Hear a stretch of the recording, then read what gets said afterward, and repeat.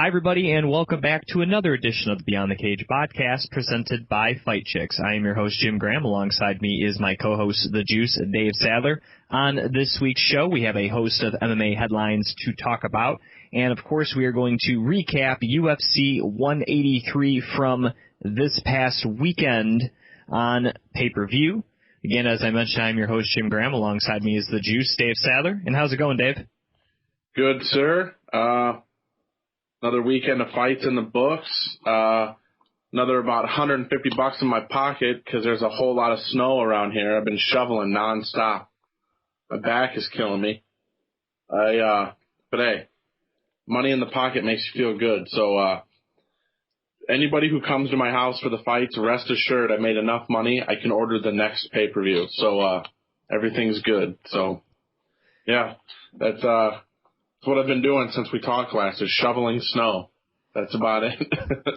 Well, I've been driving in it. As those who know me, that's one of the main duties of my job is to drive, and unfortunately I had to drive in it not only during the Super Bowl when all the snow hit, and then obviously all the aftermath yesterday. So I was driving it, so that was a lot of fun. I didn't get in an accident this time or anything, so that's good. So knock on wood for that.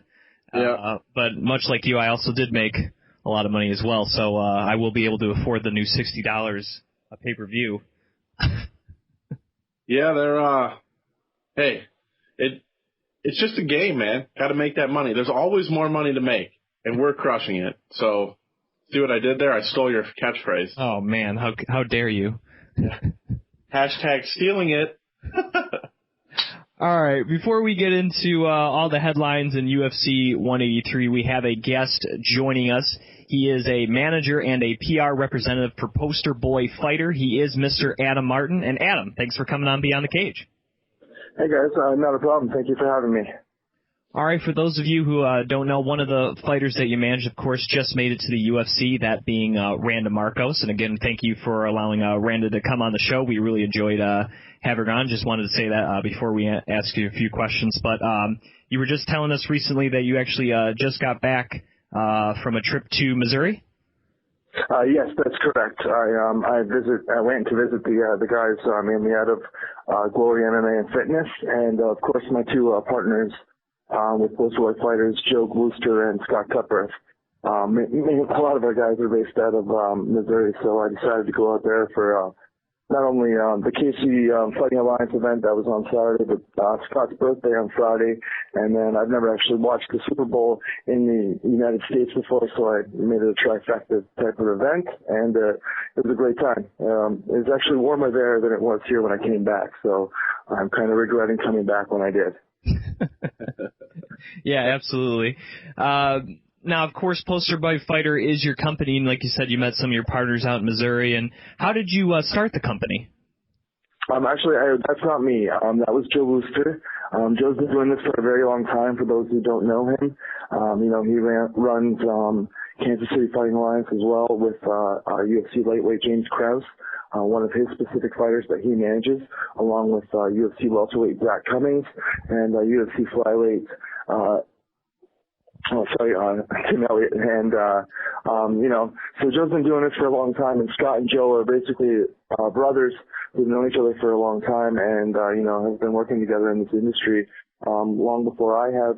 And they were actually the ones that had me join them, just to clarify. And, it was the right time, right opportunity.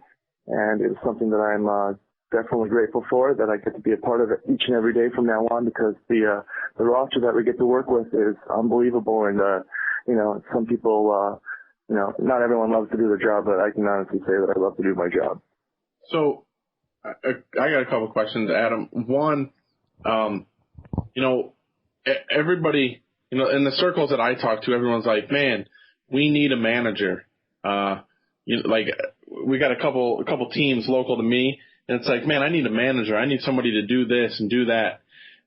What is it about being a manager for a fighter that kind of brought you, into the fold that, this is something that I want to do and that I love to do?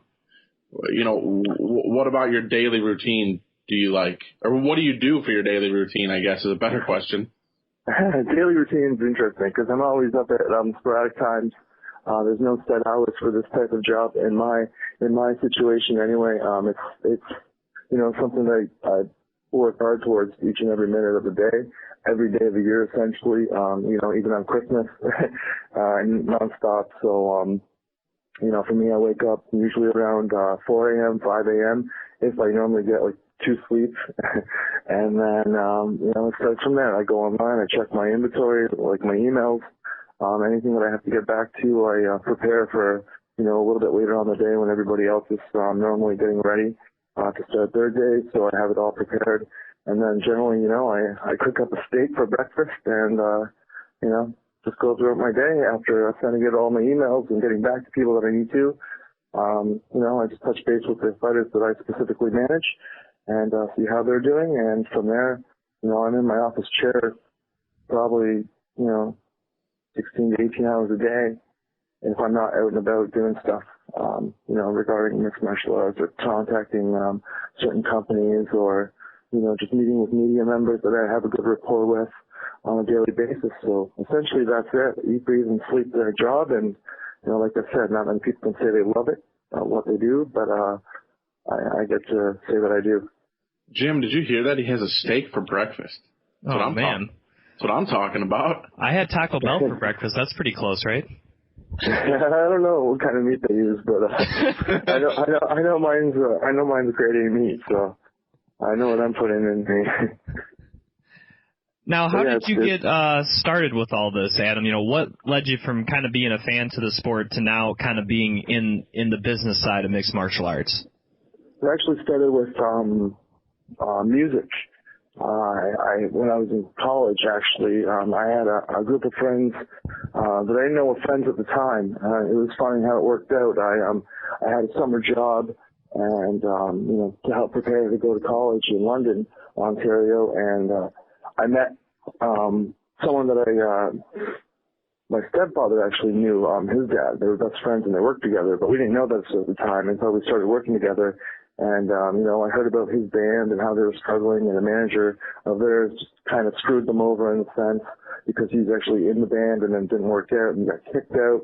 So there was a grudge there, and he's trying to sabotage everything that they were doing because he was also a promoter. And, I eventually going to college with an old friend of mine that I happened to I was in grade 6 with. And he just happened to be good friends with that guy that I worked with. And from there, he kind of described the story as well. And I was like, hey, wait a minute, what's his name? And, we connected the dots. And next thing you know, I was the manager. And, from there, I started doing distribution across Canada when I expanded a little bit more in my field. Knew a little bit more about the business. And, I was releasing albums for several bands and artists that were going on tour on a national basis every other month. And, from there, I finally realized, hey, there's a sport that's going on right now that I have a lot more or bigger passion for as a fan than I do with music right now. Just the way the direction of the scene is going is kind of fading out, in my opinion. So I just kind of cut my ties, sold what I had, and, started working with mixed martial artists. Yeah, I think MMA is way more fun than music. It can be. Both involve some travel, and as a manager, I can say that, it's not the greatest pay in both fields. But as long as you're assisting, either an athlete or, a group of musicians that have the dedication, the same passion for, what I have, none of that matters. It's just, the end result that counts. And as long as they're happy and being successful in what they want to do, it doesn't matter. So that's generally how I got into the sport. Now, speaking of, like you said, you want to see any of the guys that you have, guys or girls that you have, be successful. What, from your expertise here, when should an aspiring mixed martial artist have a manager or have somebody, helping them the way that you and your guys do? Is it a high level amateur, or is it the day you turn pro, or, when should you get your services? In my opinion, it just has to be the right time for you. If you're finding that you're being distracted, too busy on social media, and, you're finding that, you can't hit every aspect of what you need to do to be a successful mixed martial artist or athlete, in today's age. You might have to seek out a little bit of help earlier on, or if you can manage it, it might take you a little bit while before you get to a bigger stage or a point in your career where you go, hey, financials are different, the game's changing a little bit. I have to get my social media skills up a little bit. Maybe they're not where they need to be. Hey, I'm having trouble getting fights now because my record's, say 4-2, or in the case of, divisions where, organizations have so many athletes in that division where it's hard to find new talent for them. So, you might be short on getting fights for, what you want in that year. So maybe that's when you should start, seeking a little bit of help. In terms of, management or even a public relations type of a person that can build you up so you can only focus on or only have to focus on training and, getting in that cage and doing what you need to do as a professional athlete. Cool. Well, just if you want to write this, no, that's good. If you want to write this down, Adam, I'm an 0-0 amateur. I'm a heavyweight. I'm great at social media, and I have an amazing personality. I don't know if that helps me in the cage or not, but those are my titles. Unfortunately, I don't have a pen on me, so you might have to remind me. But no, I'm just joking. Jim Gramm and Dave Sadler talking with Adam Martin here on Beyond the Cage, presented by Fight Chicks. He is on Twitter at PBF Adam Martin. And Adam, of course, as I mentioned earlier, one of the fighters that you manage is Randa Marcos. And can you talk about kind of how Randa joined your team and kind of how she went from a relatively unknown fighter to making it, one fight away from fighting for, a UFC title? It had to be quite a thrill to watch her run on The Ultimate Fighter, right? Oh, it was a great feeling actually to see, her get to do what she loves to do and, reaching a pedestal that, she's wanting to acquire in her career, her young career, I should say. And, I'll just say that we built a rapport, a little bit before we, started officially being manager and client, with some public relation work. And, from there, just felt right to work together and, join up with Scott and Joe to, propel her career. Since doing The Ultimate Fighter. Her talent speaks for itself, without, she doesn't need anybody. We just try to make it easier for her outside the cage and, outside the gym. So in that aspect, she's doing the right things she's doing what she needs to do in terms of, being a fighter and being successful, even though she, came a little short in that Ultimate Fighter finale fight with Jessica Penne. That's only going to make her a better fighter and better person. And I think everyone's going to see that in her next appearance inside the Octagon. Speaking of the Octagon, being a manager and a PR guy, like you stated, I can't imagine the news that came out probably 4 months ago about the uniform and Reebok and the whole no sponsors. I can't imagine that that's a good thing for your UFC clients, but does that actually help some of your clients who aren't in the UFC? And kind of what are your thoughts on the whole shebang there with Reebok? From what we know, from what they've released, there's still more information that needs to come out about the whole situation. They've only told us so much. Obviously for fighters that have been signed exclusively on top of, the UFC deal that Reebok has with them, obviously it's going to be a huge benefit for them. We've seen Rousey and, some of the champions and now Conor McGregor, a title contender guy that's, challenging for the championship soon, have exclusive deals. So if you look at it that sense, it's great for them. I think it just opens the door up for athletes to force them to, bring out more of the personality outside the cage. I think it allows them to do this and not just be reliant on, okay, I have a logo on my shorts, my job's done. A lot of athletes, not to discredit anyone specifically, but I think a lot of them feel that, they can send out a tweet before the fight and a tweet after saying thanks to a sponsor, that's giving out their money to support that athlete. And I think the athlete sometimes draws the line that, okay, I've worn their stuff out there, that's all I need to do. And now with the Reebok deal, they can't wear anything out there come July except for Reebok and what the UFC gives them. And I think if you still want sponsorships, you're going to have to do a little bit more than that. Because you're going to have to get those sponsorships outside the UFC events. Anything that's not tied to them, you can certainly go ahead and work social media deals, I believe, still. And, that's where the magic has to start happening. And I think that's where fighters have to develop, again, a little bit more of their public relations skills and social media skills to interact with fans and, personalizing their own brand when it comes to working with companies that are used to paying for logo placement and might have some issues, forking out the same kind of money without that viewership on television or Fight Pass. But I think with the right athletes, they can still make something work. And, you start branding as an athlete, and that company can benefit from that on a different platform, I feel, in the long run. So it's not just 15 minutes inside the cage, and, you get a lifestyle outside the cage, and, you actually see that fighter for who they are, wearing your brand and representing it in a way that, they might not have before. Jim. Yes. Does it not sound like word for word about what I've been saying? Or no? No, absolutely. And yeah, it's definitely something that fighters will have to look forward, and hopefully if they have someone like Adam behind them, they'll probably be able to do that and, like he said, be successful in making money. And just looking at that Reebok deal overall, Adam, do you think it's good for the sport? Do you think it's good for UFC fighters, or do you think that it could kind of be a negative thing for some fighters? I think for some fighters it potentially could be a negative thing, but then again, it could be a major positive for a lot of them. It just depends, on what comes out on the information still that has yet to be released. And, we'll all figure this out when July hits. And, I think a lot of people are going to fall on different tracks. But eventually, in a year or two, depending on what happens with the deal, I think everybody will be in the same line, on the same page.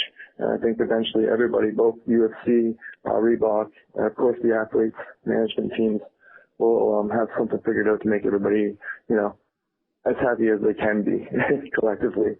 Yeah. And still, hopefully, this, in my opinion, I think this should, the important thing is to, benefit the athlete that's going out there and putting on the performance, putting in the time to train, putting on the show for the fans, and of course, making the UFC a lot of money for what they do.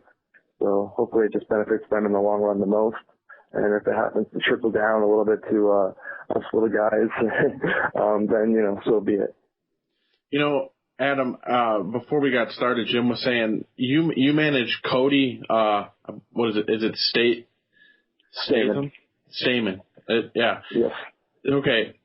I believe I've seen him fight at a show down here in Indiana. I could be wrong, but anyway, the one good thing about the Reebok deal is, let's just say somebody that's kind of at that level, if they sign and they say, we need you in Bloomfield, Colorado, Saturday to fight for the UFC, you as a manager, you don't have to scramble at that last second.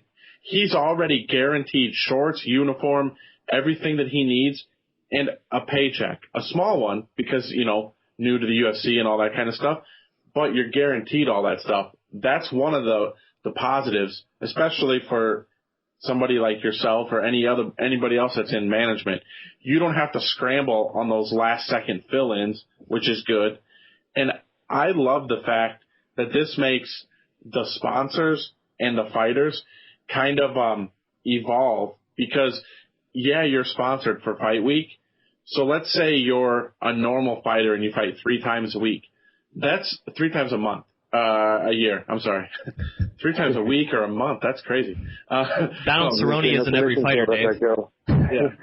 Yeah. If you're fighting 3 times a year, that's 49 weeks that you can promote a company and make them pay you good money. I mean, that's 49 weeks. 49 weeks times 7 days. I mean, you do the math. That's a lot of days. That's a lot of tweets. That's a lot of appearances that you could be doing to make yourself more money. You're guaranteed money from Reebok, but you can guarantee yourself money from all these other sponsors if you just put in the work.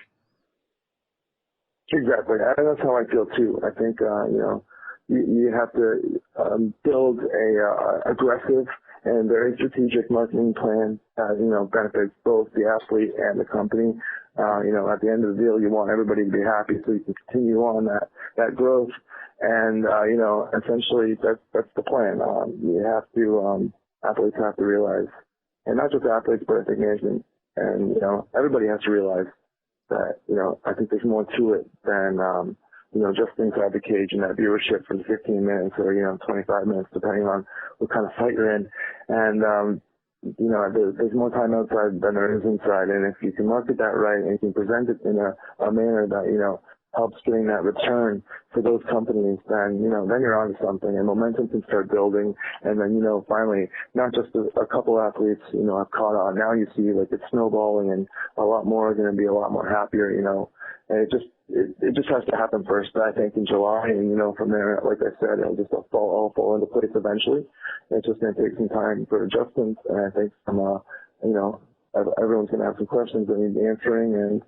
And, hopefully by July, all that's settled up. All right, Adam, I want to switch gears a little bit here. Of course, as some listeners may know, you are from Canada. You live just outside Toronto in Hamilton, Ontario. And I wanted to ask you this for two reasons. One, obviously, you being the manager, and two, being in Canada.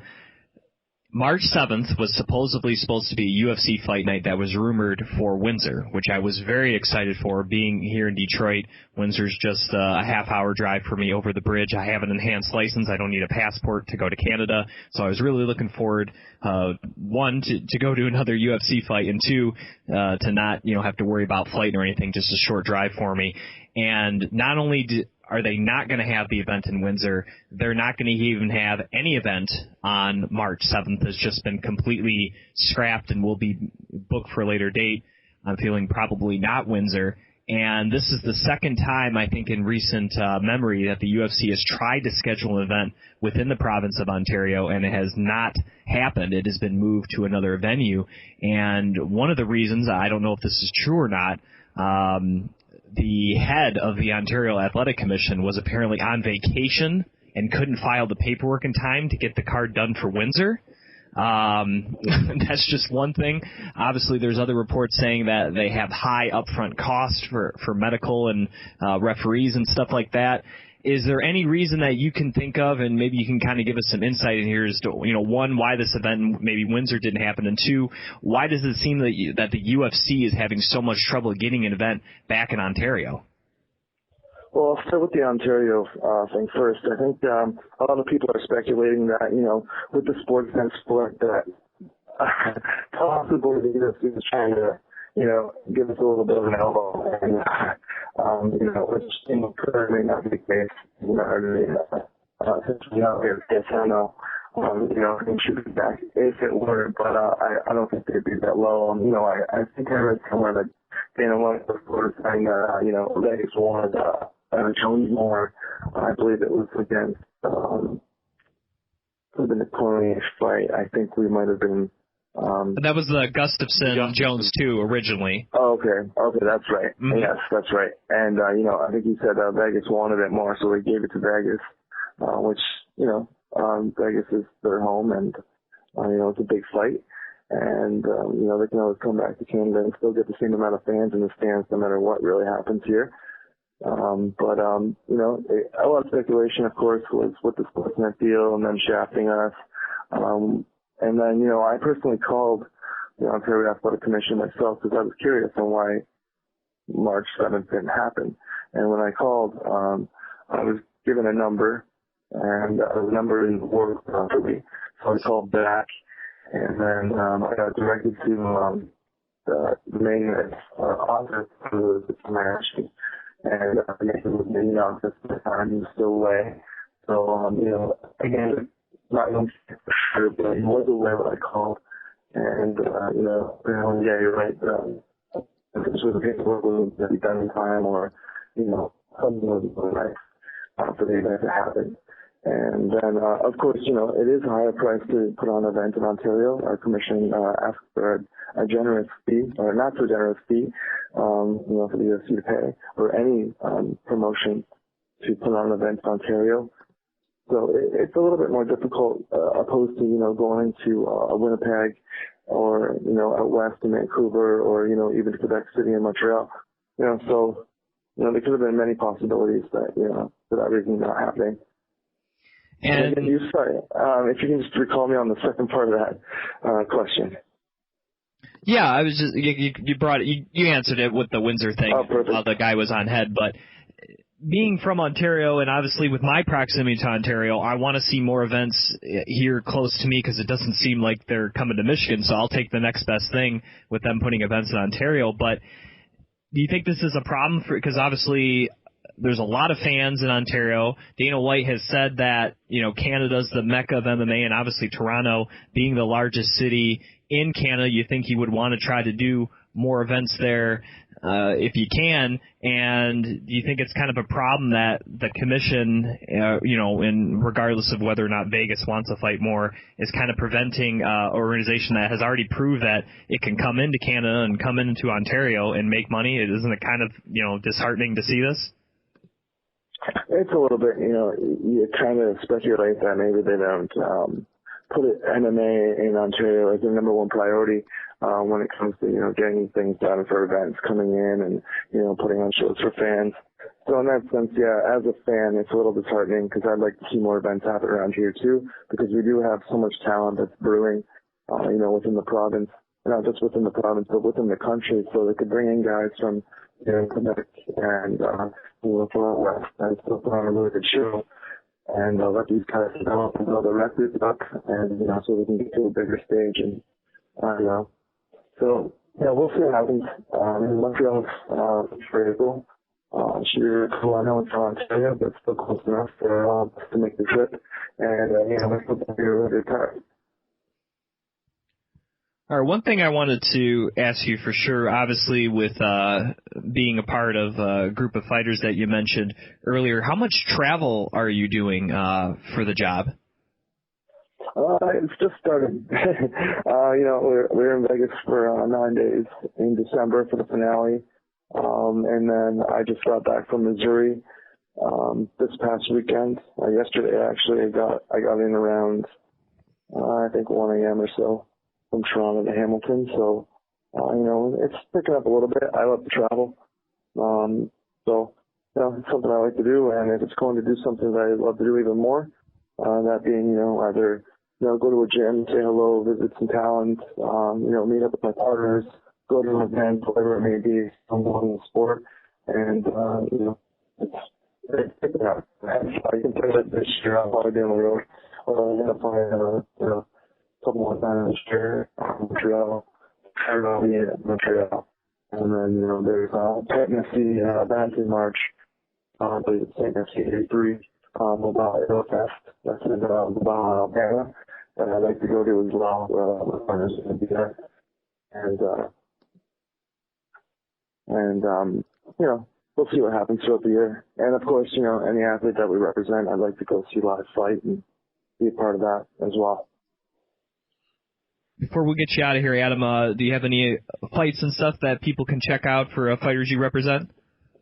All right, February 14th, we got Tim Elliott versus Zach Nikoski. It's going to be a great fight in Broomfield, Colorado. Two guys that are highly ranked in that division. Both guys are really tough. Both guys like to come forward. Obviously I'm going to go with Tim on that one. And as he's, been in high altitude for a while, I think, unfortunately I didn't get to meet him this weekend, but we're looking forward to watching your session on February 14th. And February 28th is out in California. And James Krause is on that card. And James, in the lightweight division for the UFC for quite some time now, RFA vet, very entertaining to watch. Great person. I got to meet him this past weekend before he left to go up to Colorado, actually, training on the Factory X. And he's got a really good fight as well. Valmir Lazaro, which is going to be on the Fight Pass prelims, I believe. So look forward to that. And, we got some guys on the Titan FC card in March as well for Mobile Aero Fest that you should definitely check out. Once again, he is Adam Martin, PR rep and MMA manager for Poster Boy Fighter. Again, you can follow him on Twitter at PBF Adam Martin. And Adam, thanks again for coming on Beyond the Cage. We really appreciate it, and we'll have to have you on again sometime in the future. Certainly sounds great. Anytime to get some news regarding any fighters, I don't mind coming online and doing a little bit of promo and spreading the word a little bit. So I enjoy these things, and thank you for having me on, guys. You have a great day. Once again, that was Adam Martin right here on Beyond the Cage, presented by Fight Chicks. Hi, everybody, and welcome back to another edition of the Beyond the Cage podcast presented by Fight Chicks. I am your host, Jim Graham. Alongside me is my co-host, the Juice, Dave Sadler. And how's it going, Dave? Doing good. Getting my Jim Graham on with my glasses. If you're not watching the video feed, you are incorrect. Look at me. I look just like Jim. I look great. All right. For those of you joining us here, we started a little bit late because we just interviewed Adam Martin. So if you heard that already, great. If you didn't, go back a few more minutes and check out that interview. For those of you wondering, Adam Martin is a MMA manager and PR representative for the Poster Boy Fighter Company, and they manage some fighters such as Random Marcos, James Krause, Tim Elliott, and a whole bunch of other fighters. Those are just to name a few. So we got kind of the inside scoop a little bit about that side of the world of MMA, and definitely a great guest, and someone we'll have to get on again in the future. Gave us some insight into the business side of mixed martial arts there, Dave. Yeah, very, very, very educational kind of interview. You brought up a lot of good points. Agreed with me on a couple of points, which always makes me feel good. But yeah, definitely go back, give it a listen, and yeah, can't wait to have him or some of his fighters back on. All right. As some of you may know, Dave talked with one of the sporting news reporters, Steve, is it Musselheim? I probably said that wrong. Muehlhausen. Boy, not even close. Steve Muehlhausen from the Sporting News, and they kind of discussed the Silva-Diaz dual failed drug test, which I guess I'll give my thoughts here on a little bit here to start off headlines for Beyond the Cage. And obviously the Diaz thing, not shocked. Once again, pot for marijuana, but once again, it's not a performance-enhancing drug. It's legal where he lives and trains in California. He has the proper documentation to use that substance, again, in the state he lives in, California, but gets popped for it, will get probably fined, suspended, or whatever, which is ridiculous because, again, going back to the John Jones thing, that guy got $25,000 for something way worse and something that, regardless of the state, is not a legal substance. So, I don't know. It shouldn't make any difference. Marijuana is definitely not a performance-enhancing drug. I think everyone can agree on that. So, that is not a surprise, but it shouldn't be that big a deal. It honestly will be legal in a lot of states, I think, very soon. It's already legal in 2 states. I don't know if it even really should be tested for, to be quite honest. So, whether Nick Diaz actually gets a huge punishment or suspension, I don't know. He probably will, but I don't think it should be that big a deal. Now, on the other side, you have Anderson Silva, who obviously has fought for a very long time, has never been linked to performance-enhancing drugs, actually gets popped for an actual performance-enhancing drug.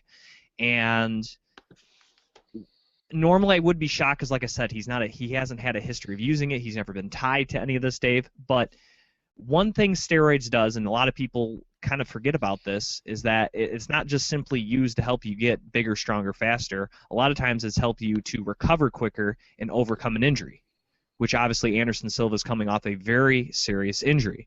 So it's not a surprise to me that some type of performance-enhancing drug was in his system. Whether he knowingly or unknowingly took it, it was there. And sometimes, again, he spends a lot of time in Brazil. Could have been something that's maybe legal in Brazil, not legal here in the United States. And something that he took to help overcome the serious injury that he had. Lo and behold, he tests positive for something. So a lot of people are saying, well, now that he's had this test, it kind of tarnishes his legacy. And to me, it does not at all. Because he did all that stuff without performance-enhancing drugs. There was no link. There was no ties before this event. He comes off a 15-month layoff about 15-month layoff, serious injury, then gets popped. And what I'm thinking, regardless, is probably going to be his last fight. It very, very looked that way after his post-fight with Joe Rogan. So while it seems shocking, if you actually kind of look under the surface, not as shocking had it been maybe before one of the two Weidman fights. Then I would have been shocked. But in this instance, not as shocked. And I guess the thing I'm shocked on, I'm sorry to use this word so much, is the fact that both got popped in a main event. I don't think I've ever seen that happen.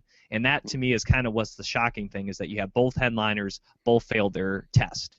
And that's never happened. And to me, that's what's not good for the UFC, more so than these fighters individually failing their test.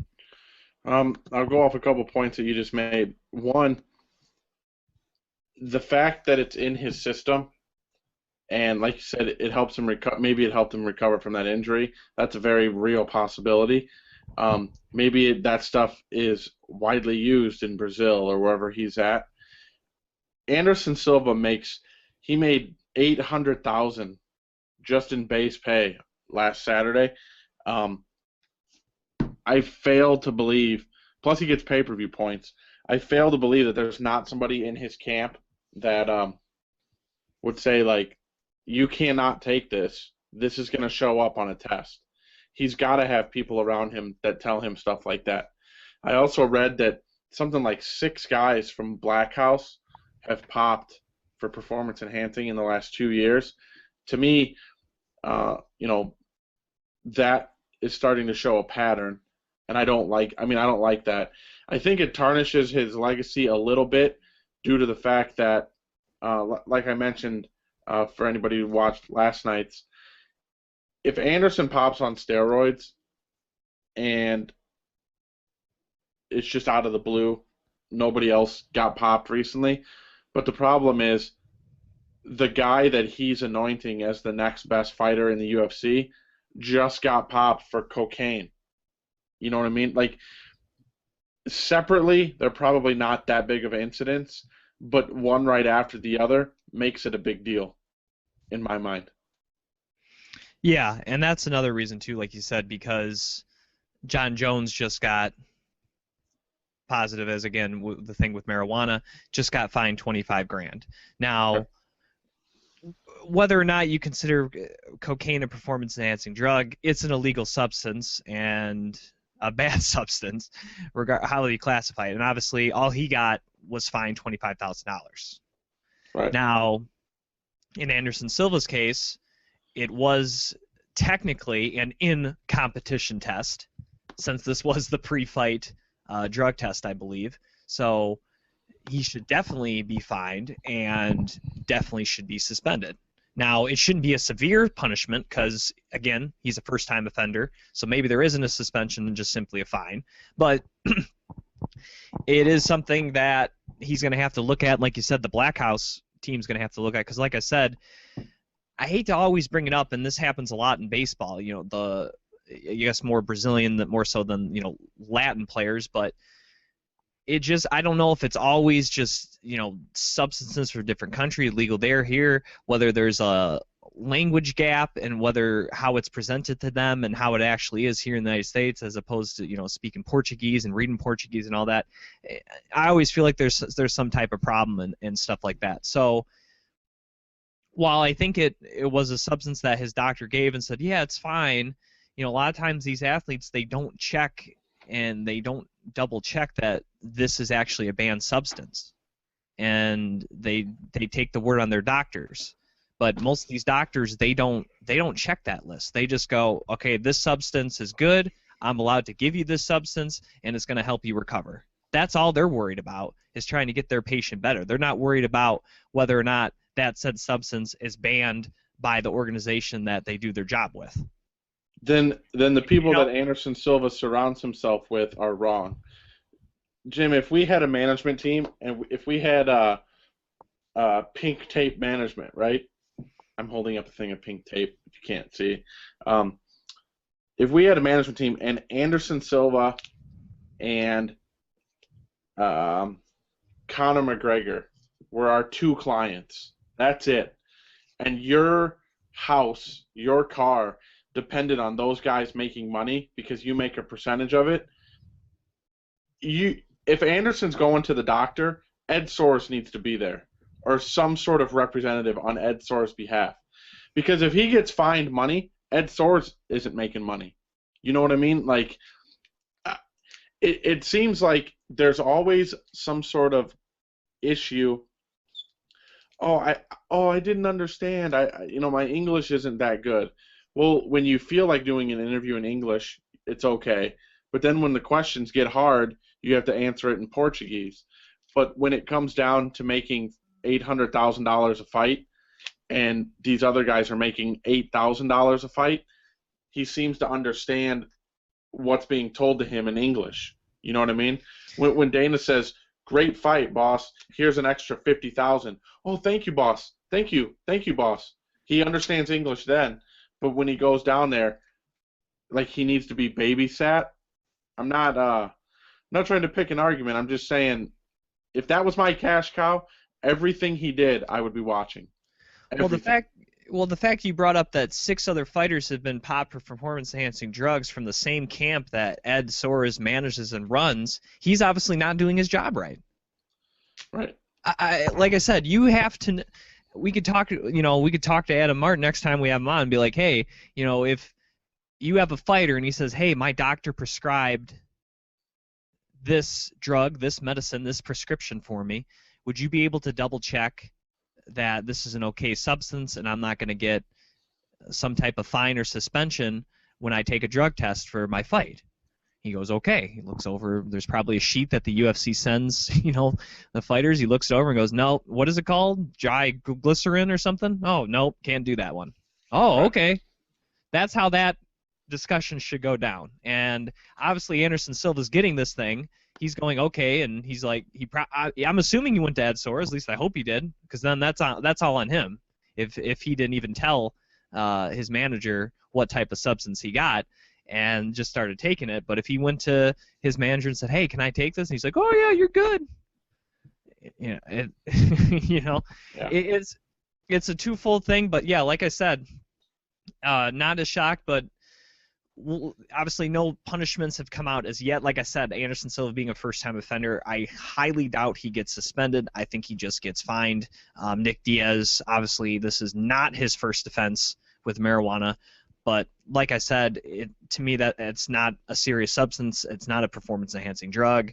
It should not be severely punished. I mean, if they want to fine him, fine him. Obviously, he just sat out 2 years waiting for a fight, so obviously he has no problem with waiting. So, you're not really hurting the guy, I guess, if you do suspend and fine him. But, we'll talk more about the fight here in a minute. But definitely, crazy situation. Again, more will develop, I think, with this story here in the next coming weeks. But let's get to another headline here. How about Ben Henderson? He was upset with his loss at UFC Fight Night Boston against Donald Cerrone. He kind of hinted at possibly moving up to welterweight for a bit. Well, not only is he moving up to welterweight, he's trying to get that bad taste out of his mouth, and he's moving up to the main event for the Valentine's Day card in Broomfield, Colorado, as Stephen Thompson unfortunately had to withdraw late due to an injury. So Ben Henderson will step up to fight at 170 against up-and-coming fighter Brandon Thatch as the main event for the Broomfield, Colorado show. And don't get me wrong, Dave, I was looking forward to, 2 young guys in Thompson and Thatch, kind of given the main event and kind of seeing how that goes. But, with Thompson's departure, I think the fact that the UFC was able to find, a guy who's main evented so many cards, former champion, and, get a guy like Ben Henderson in there, I think it really helps, boost a card that was, kind of down there, especially when it lost the main event there of, Matt Brown being in the main event. Yeah, no, I mean, I thought Thatch and Thompson was going to be great. Bendo's going to fight, so that's great. I'll be interested to see how well he what's the right word, bulks up. He just fought, what was it, 3 weeks ago we fought? 2 weeks ago? It was the 18th. Yeah. So it'll be interesting to see how he gets to 170. He can't just go to the In-N-Out Burger and keep ordering food just to bulk up. But, I mean, I don't think it's enough time to where he can add muscle.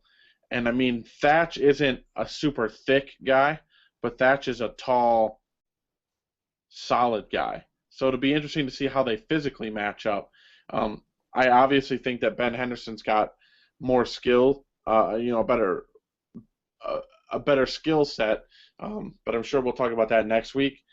But I mean, I think a lot of how this fight plays out is going to be the how Ben handles going from 55 up to 70.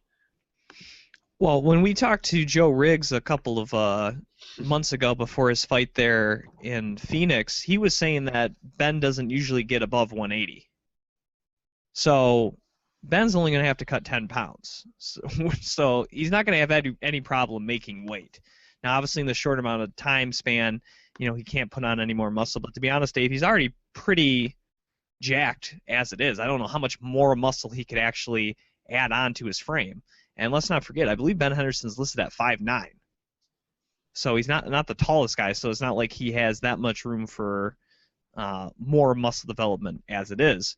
Now, I don't think this is going to be a proven move, and also in that interview with Joe, he kind of mentioned that he might move up to 170, have a couple of fights, get a couple of wins back, and then maybe drop down to 155, and maybe this is the start here. Maybe this is the start of him, not cutting his weight, just kind of testing the waters, see if he can maybe make a run at 170. And obviously, like you said, Brandon Thatch, very dangerous individual, but he's more of a long and lanky 170. He's obviously not, if you look at him, he's not like a Tyron Woodley or anything like that. But definitely a very dangerous guy, and should be an interesting main event. Like you said, we'll break it down further on next week's show coming up. But definitely wanted to talk about that headline. And lastly, Dave, we got to talk about this Vitor Belfort Chris Weidman situation.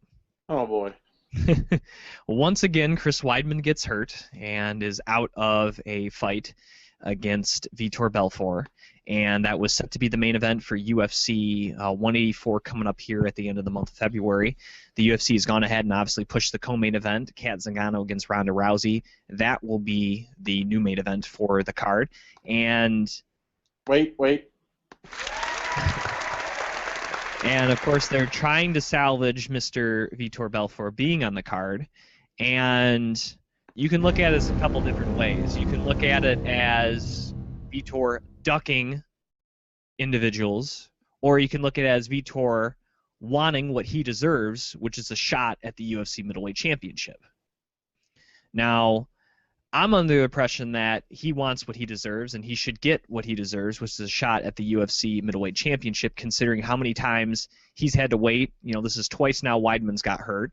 And not only that, again, going back to John Jones, he did the UFC a solid, what was that, almost 2 years ago, stepping in when Dan Henderson got hurt in that first ever UFC canceled card, and he stepped in a month later to take on John Jones, up a weight class, for the UFC title. And I think he's due. I mean, he went, the past year pretty much waiting for a shot. He destroyed all the people he did, the previous year with first-round knockouts with Dan Henderson, Luke Rockhold, and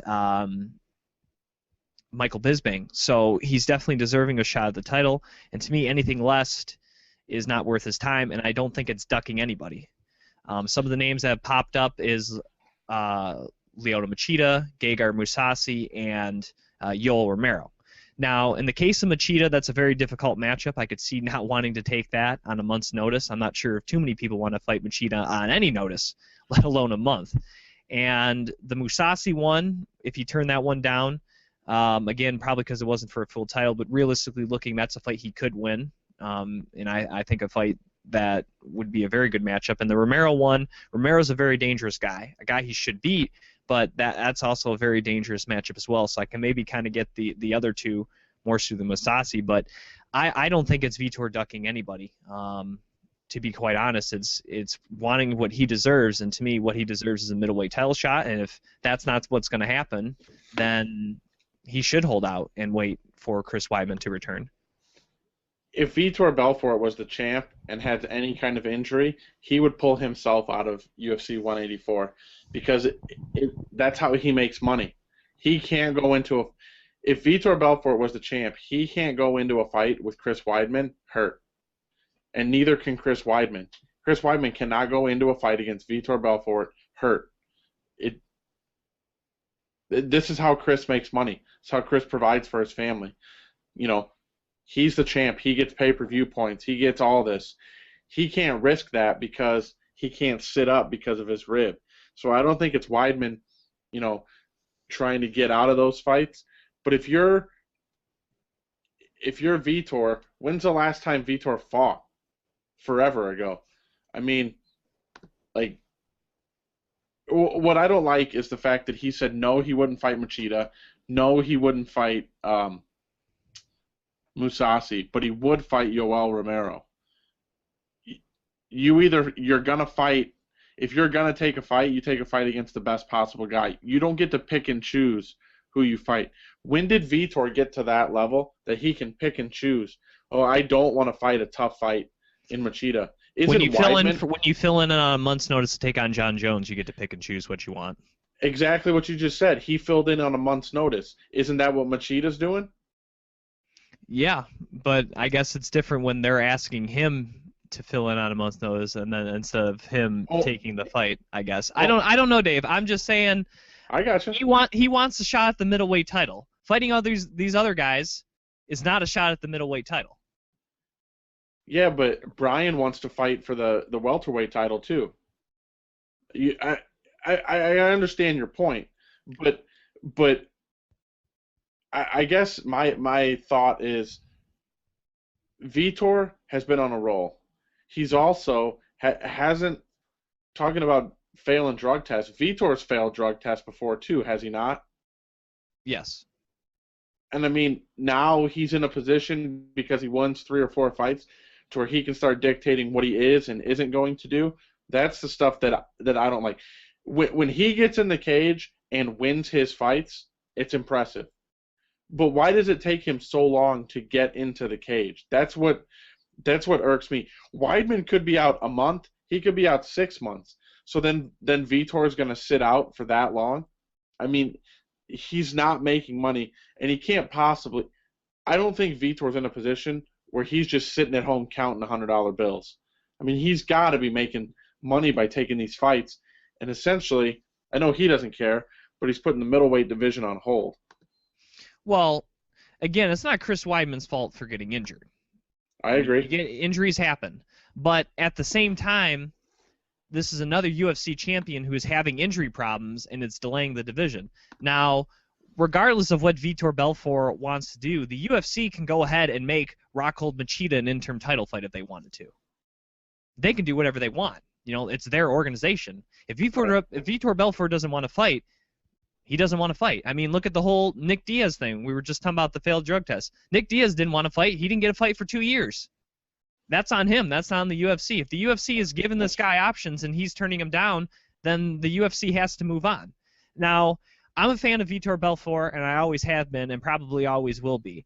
And does it suck that he's not going to get a title shot here at the end of February? Yes, it does. Does it suck that, you know, he wants to only fight for the middleweight title? He's not going to fight these other guys, so, you know, we can just see him? It does. I get his reasoning. I get his thinking. But you brought up a great point. If he's not fighting, he's not getting paid. So you would think, you know, how long does it take for a fighter, regardless of how high level they are, you know, and a guy that's kind of been sitting on the shelf for various reasons, however you want to look at, whether it's injury, you know, trying to get off TRT in his case, or his opponent has now been injured twice. You know, at one point do you go, all right, I just need a fight. I just want to fight somebody. I don't care who it is. Obviously, right. Vitor Belfort is not at that point. Now, that's not to say, Dave, here in another month or two, you know, Weidman's still out, that Vitor goes, you know what? He calls up Dana White and Joe Silva and says, you know what? Just give me a fight. Give me somebody. But as of right now, him fighting on February 28th for UFC 184, I don't think that's going to happen. No, I don't think it's going to happen either. But like you said, Jim, positive note, Katzengano, Ronda Rousey, main event. Hey, before we go break down 183, I know that you're asking yourself, why is Dave wearing a birthday hat and have a cake in front of him, right on his nose? Why is there cake? I usually ask myself, why do you use any of the Google effects? But I mean, that's just me. Well, I'm hooking up our good friend Aaron, AJ, that came on. Remember when he came on for the end of the year show? Today's Yes, his sir. birthday. So, happy birthday!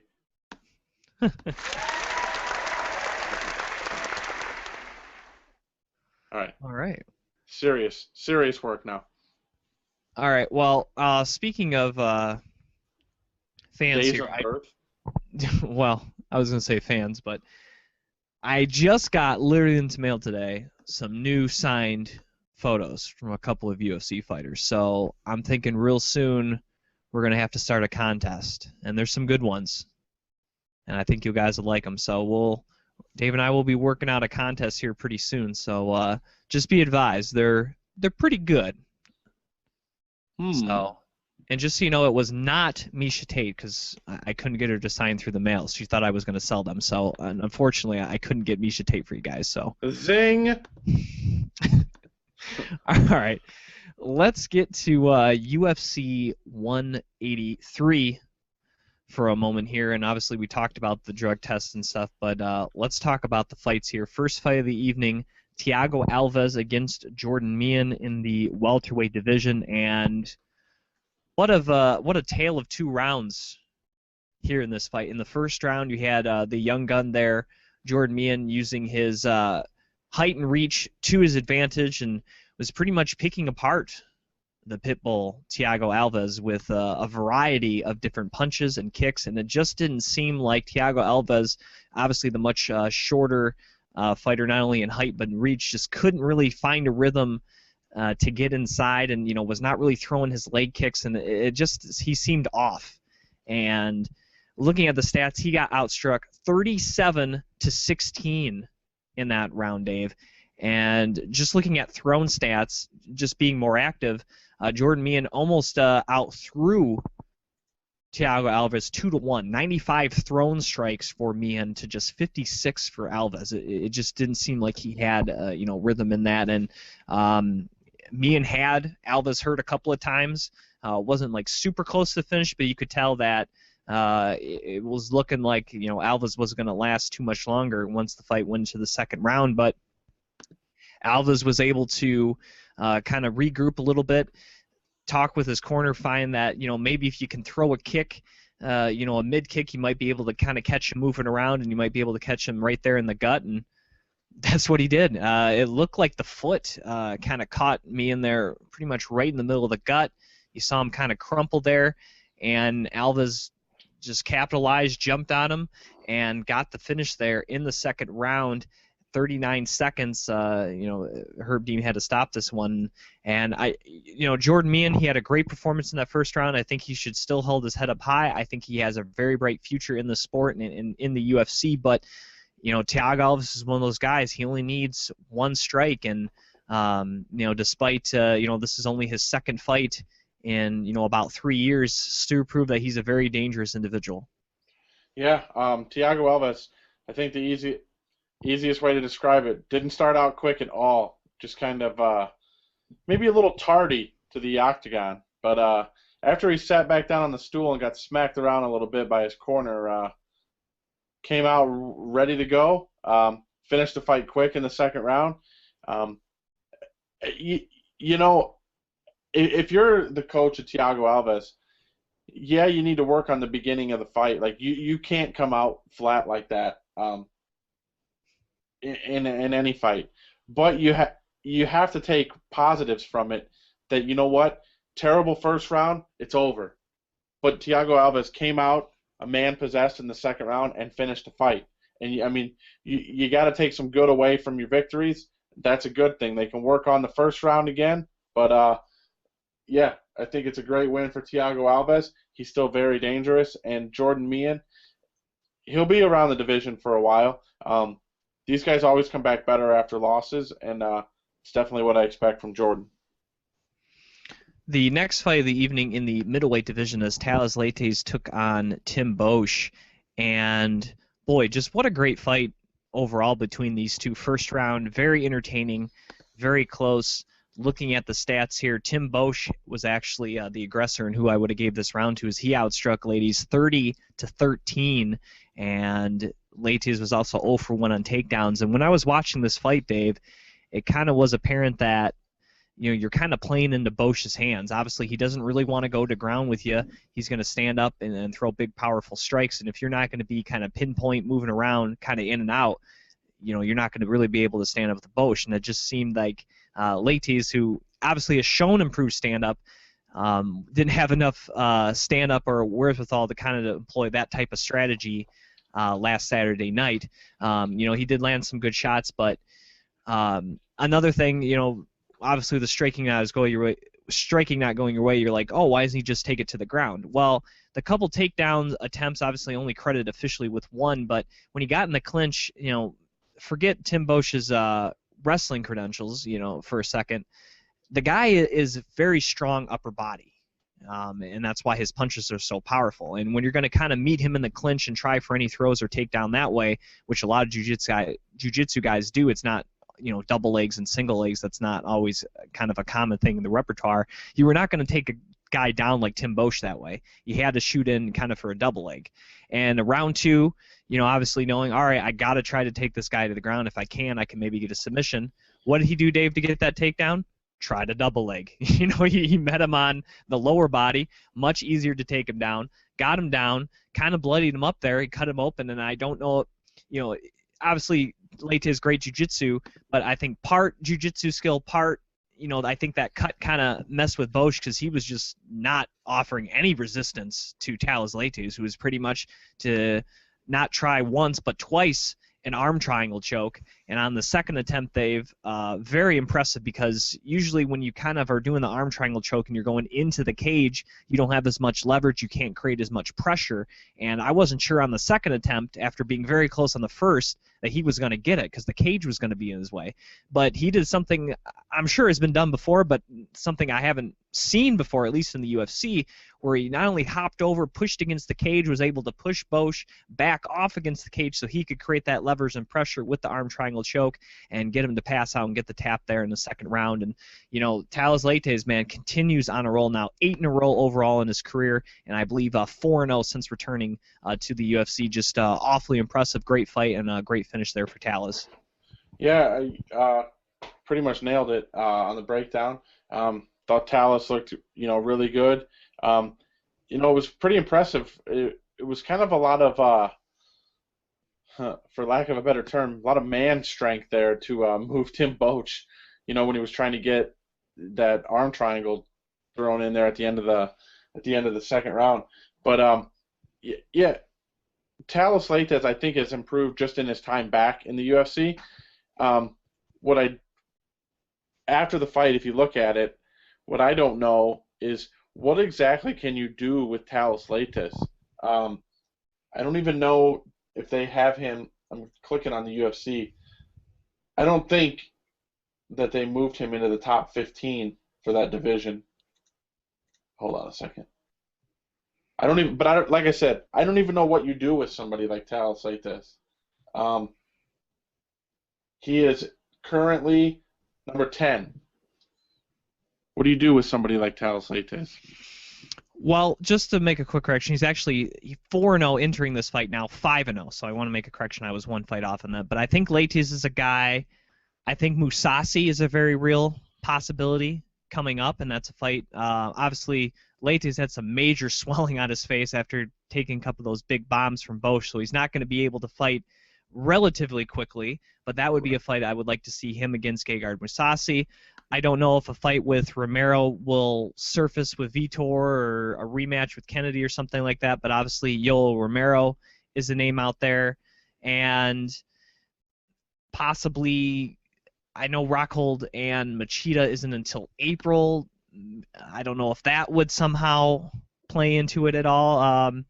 Also, a guy that just came off a pretty impressive victory, a young guy, Brad Tavares, I think would be a nice matchup as well. So I think somebody like that, but to be honest, Dave, I think he's, the middleweight division obviously on hold, like you said, with another injury with Weidman, but 5 in a row now, 2 against, upper echelon talent and Francis Carmel and Tim Boesch. He was able to finish both of them in the second round. it's a short list here for Talas Leites, I think, before he gets another shot. I mean, if he keeps on rolling through guys like this, Dave, it's going to be hard for the UFC to deny him a shot at the title once again. He's going to be like the 5th guy in line that's earned his title shot. It's starting to look like Bellator's featherweight division last year. Yeah, I mean, like I said, an interim title, regardless of Vitor Belfort, maybe have to be created. Hey, Jim, before we get on to the next fight, I love how all of our friends who are checking in and sending us messages, I love how you have one poster behind you, and we're getting feedback that your poster looks great framed. I've got my entire basement done, but nobody can see it. You got one picture in the frame, and everyone's going nuts about it. Well, I mean, just look at it. It's so great. I mean, what do we got? How about that? You know what I mean? Oh, Bisping. Oh, it's Stipe. Okay. It looked like Bisping for a second. What about this? I also got this. You know what I mean? Like, I got so much stuff. You know? And then I got. Oh, you got that one? Look, my stuff's relevant. Oh, yeah, I got this one. You know? I got so much stuff. You know? Like, what's coming out this summer? You know, like. Boom, right there. He's coming out, Batman, right there, coming out this summer. Ben Affleck, as I drop him. He's still good.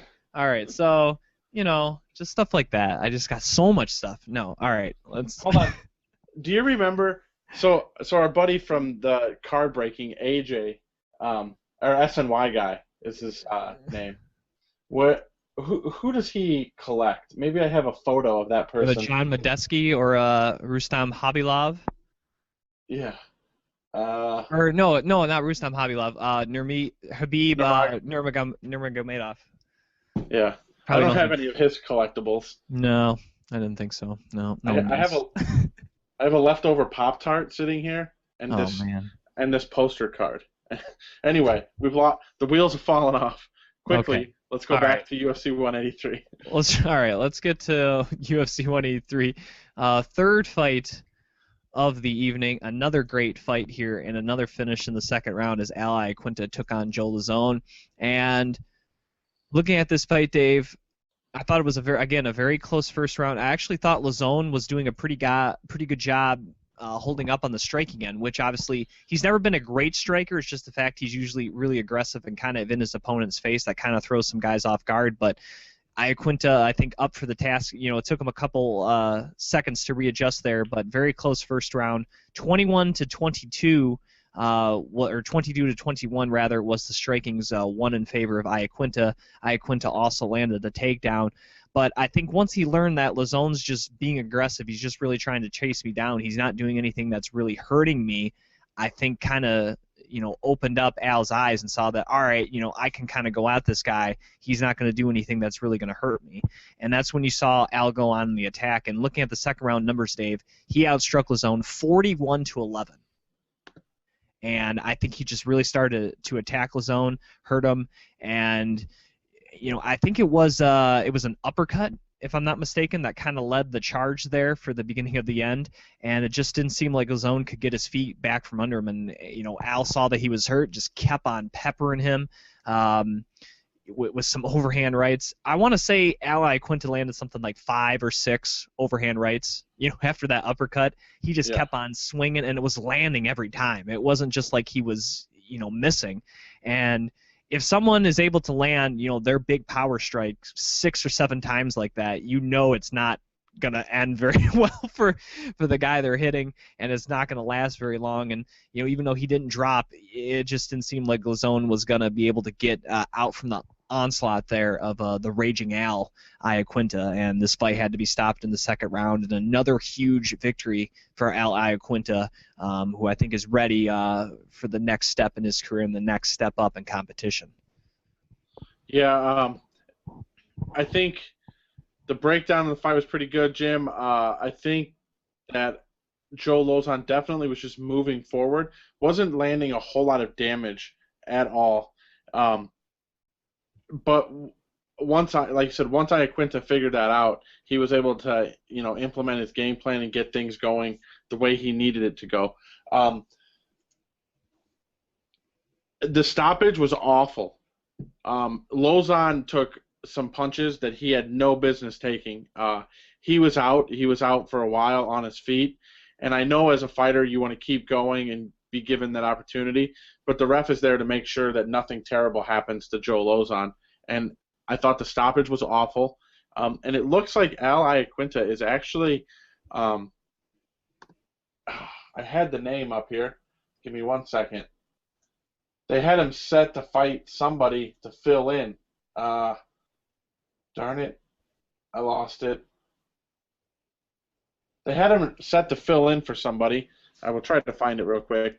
But it's a quick turnaround because it didn't he didn't take a whole lot of damage in that fight. I can't remember who it was, but they've already got him ready to fill in. Waiting on our friends at MMA Junkie. Here we go. It looks like Al Iaquinta will face Jorge Masvidal in the co-main event on April 4th. Now that Ben Henderson has moved up to fight Brandon Thatch. And that I think that's an appropriate fight. I like that fight. Do you? No, it's a very good fight because, of course, Masvidal was set to fight another up-and-comer just a few weeks ago in Norman Park on the Boston card. He obviously had to get pulled from that, but now Park once again set to face kind of another up-and-comer here in Al Iaquinta in a big test for Al. And Jorge Masvidal kind of seems to be the, obviously Park ended up fighting Gleason Tebow, but Tebow and Masvidal kind of seem to be in those two, gatekeepers for the 155 division, and you can maybe throw Lozone in that category, those two or three guys there, that if you get past them, it always seems like you're definitely on your way up, but if you can't, you got to do some more work. Yeah, and we'll see. So far, Al Iaquinta, hey, he's part of that Sarah Longo team, and keeps being impressive. That's he keeps finishing fights. That's what the boss wants to see. And again, we talk about this almost every time we have our good friend Darren Cruikshank on. Another guy that was on that season, The Ultimate Fighter, with Darren. And it just seems like so many guys from his season, including himself, are being successful. And I think Al Iaquinta, has maybe shot up to being, him and Miles Jury about being two of the top guys from that season right now. Yep. All right, the co-main event of the evening in the welterweight division, or if you're Kevin Gastelum, about 179 there. 178-ish. Yeah. Kevin Gastelum against Tyron Woodley. Looking at this fight, Dave, not the greatest fight by any stretch of the imagination. When you actually look at the stats, Gastelum outstruck Woodley 40-34 and was also more active, 151 total thrown strikes, just 112 for Woodley. Looking at the round-by-round numbers, just 6 strikes landed apiece for these two fighters in round number 1. In round number 2, slight edge for Woodley 15-14, and in round number 3, Gastelum outstruck Woodley 20-13. And I think I probably would have gave Gastelum that third round. You can maybe make a case for the second. I thought the first, Woodley landed a couple of power shots. I think that gave him that fight.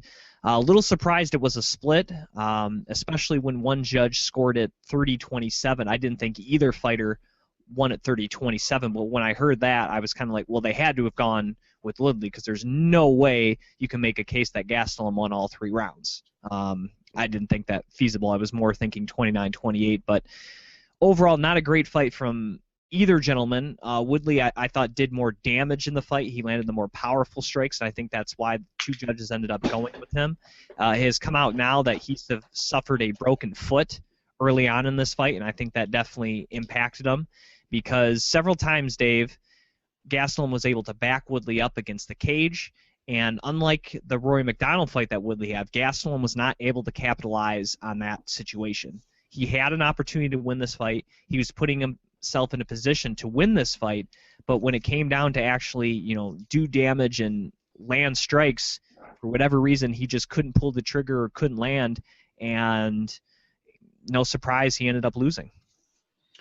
Yeah, Tyron Woodley was kind of in a lose-lose situation going into that fight, but taking the fight, allows him the the opportunity to move up in the rankings, not taking the fight, wasting the camp, and all that kind of stuff. You know, it's a crazy situation. But kind of what I wanted to focus on, Jim, and I've talked about this with other people. So the word on the street is that Tyron Woodley was close to making weight. And I'm sorry, Kelvin Gastelum was close to making weight, right? Then he ended up going to the hospital. They gave him fluids, and that made him gain weight, obviously, because he's trying to get the fluids out of his body. Then they add some, so it gains weight. What I don't understand is this guy was so bad that he had to go to the hospital to get fluids and everything, but he was still able to fight. 1 day later. I also heard that he had flu-like symptoms. This guy was still able to fight after having flu-like symptoms 24 hours after the fact. Don't get me wrong. Tyron Woodley fan, yes, sir. You know, I think he's very talented. I think he can go forward. Same thing. I think Gastelum's got talent, and he could be a big deal. But it was this fight that important that it needed to go on, that they couldn't just scrap it and throw it on, you know, Colorado or 184 as the co-main event. I mean, this guy was in the hospital, and then a day later he was fighting. Yeah, obviously the situation around him missing weight, whether it's due to a substance, whether it's due to a flu, doesn't help. Or you know, maybe I should say it doesn't help, you know, his situation, the fact he's a repeat offender in this. But at the end of the day, he decided to go ahead with the fight. And is that the sole case for his performance? I don't know. He didn't seem that bad in the cage. But like I said, you could tell he was a little off because he had Woodley in bad situations, but he didn't do anything with it. You know, he got advantageous positions, but didn't capitalize on it. You know, is that the flu, or is that just him not doing his job right? Right. I don't know what you want to equate it to. But then, you know, like on the other side of the coin, you could go, well, Tyron Woodley broke his foot in the first round. And he still beat a guy 10 pounds heavier than him. You know, yeah. So that didn't affect his performance. You know, maybe that's why he wasn't pulling the trigger as much. That's why he wasn't throwing as much kicks. Well, that's why the combinations weren't there. He was thinking about his foot.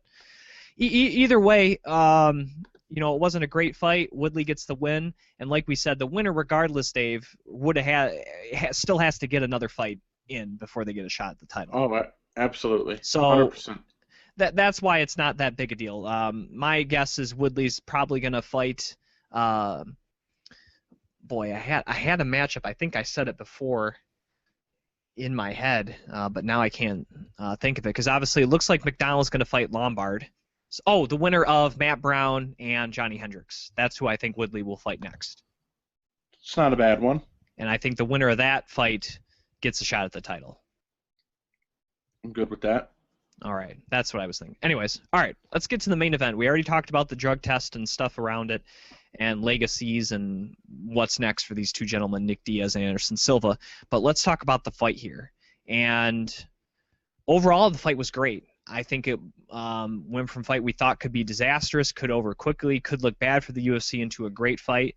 Lasted all 25 minutes, a fight worthy of being a headline for a pay-per-view, but a fight that surprisingly was close. I'm going to be honest. First of all, I did not expect Nate Diaz to go 25 minutes with Anderson Silva, and if I did, I did not think it would be so close. When you look at the numbers here, Dave, Anderson Silva only outstruck Nick Diaz 108-80.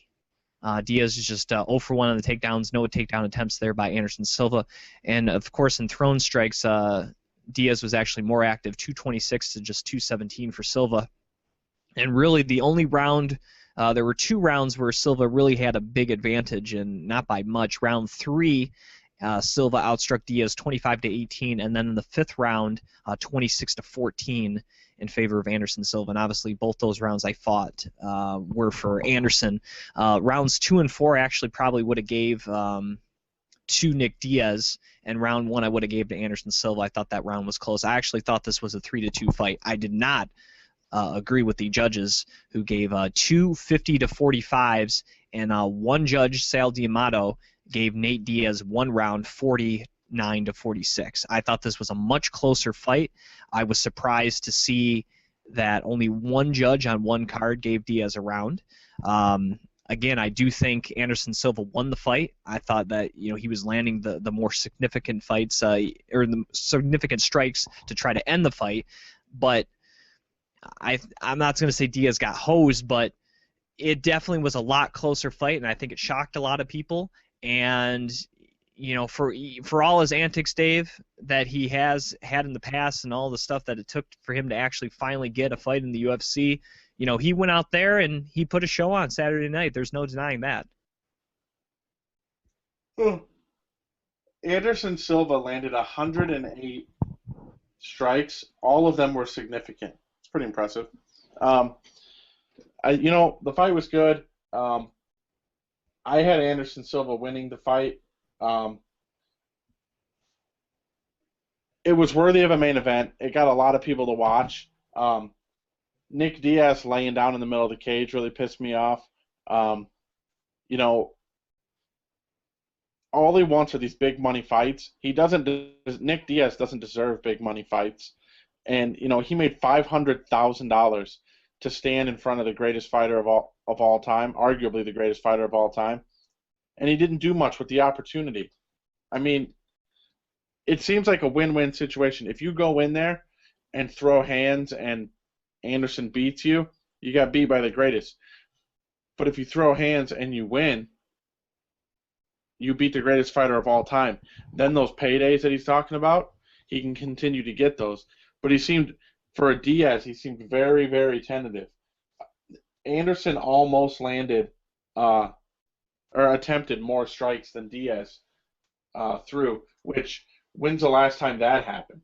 You know what I mean? Like, let me see if I can bring up another Diaz fight real quick. I want to see something. Well, I'll put it this way, Dave. Moving up a division against a guy like Anderson Silva is in his finishing ability. I mean, wouldn't you be tentative? I would be, but I'm not the gangster from the 209 that never backs down from a fight. You know what I mean? That's not my persona. That's his persona. That he gets in there and he's just gonna throw and, hey, Condit, stop running away from me. Stand in the middle of the cage and throw down. That's not the persona I made for myself. That's what he made for himself.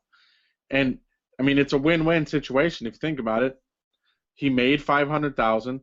If he knocks him out, then he could be like, look, Dana, I beat the greatest fighter on earth. I deserve a title shot. Well, I think he fought his fight. Now, his fight is more based on volume. Maybe you would like to see him a little more volume. But at the end of the day, Silva was pretty conservative. This was not the best Anderson Silva we've ever seen. Now, again, I thought he did enough to win, but this was not the Anderson Silva we remember. You want to talk about being tentative and being conservative. That's really what Anderson Silva was doing. Right. If we're being honest, I would say he was more conservative than Diaz. And I think one of the reasons for Diaz's low numbers was him talking the trash and laying down his antics, and that's part of his appeal. Whether you love him or hate him, that's part of him kind of being a showman and whatnot. And part of it was entertaining. I was kind of laughing a little bit, but I think the laying on the floor thing maybe was not needed. I don't mind with him throwing up his hands and be like, come on, bro, come at me. I don't mind that. That's fine. But the laying down thing and kind of standing sideways and stuff, that maybe not being needed. But that's kind of part of his game, is trying to get inside his opponent's head, and a lot of times it works. Right. It didn't work against Anderson Silva, but he tried his best. He tried his game, and he went toe to toe with the best in the world. And for all his antics, I think he comes out actually looking pretty good at the end of this. And for Anderson Silva, obviously we now know about the drug test situation. It's a thing where I think we may have seen him fight for the last time. He was able to come back from injury regardless of any type of substance, Dave. He fought, he won, but you could just tell that he was not the guy we remember before the leg break. And it doesn't seem like that's going to change. I mean, he's 39 years old. He's not getting any younger. He's not going to get, any faster. he's already as strong as he's going to be. Guys are only, we talked about the logjam here at 185. We got a lot of young guys, a lot of hungry guys, and a lot of dangerous guys in this division, and I'm not sure if he can keep up with them anymore. I agree. I think it's the last time with what his son was saying. Excuse me. And with the test and with the money that he made, he'll just be some sort of ambassador for the UFC moving forward. All right. Well, any final thoughts here before we end the show, Dave? Yeah, I don't know if you mentioned that Kat Zingano and Ronda Rousey are the headliner at UFC 184. Pretty excited about that. I think we may have mentioned that. All right. Just want to make sure that we mentioned it because it's pretty exciting. I just want to get your take on this, and then we can get out of here. UFC 184, they're the main event, which I think is great for the sport. And I mentioned it when I was on with Steve from the Sporting News. The time is now. They're having all these great fights.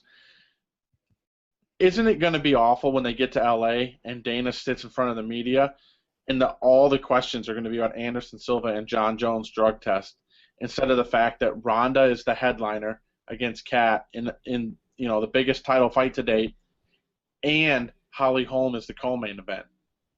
Like the time is now for the UFC.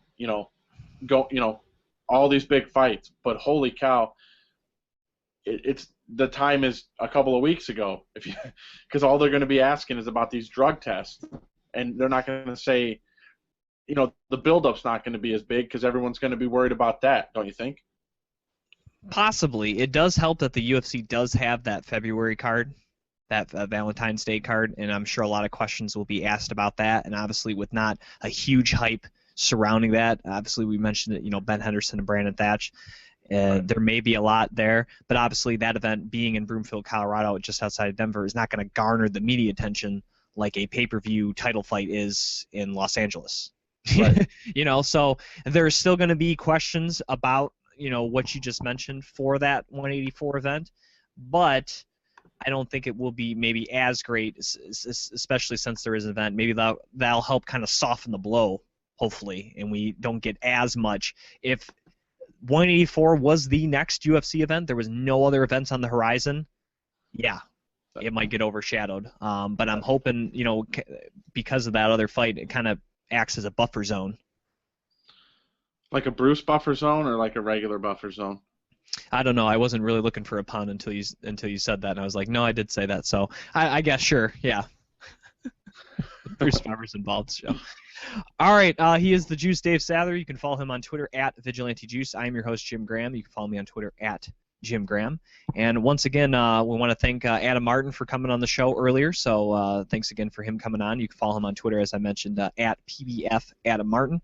Got to thank our great partners at TopRatedMMA.com, BluegrassMMA.com, MMAForLife.ca, MMAinsider.net, and of course, MMASignaturesUSA.com.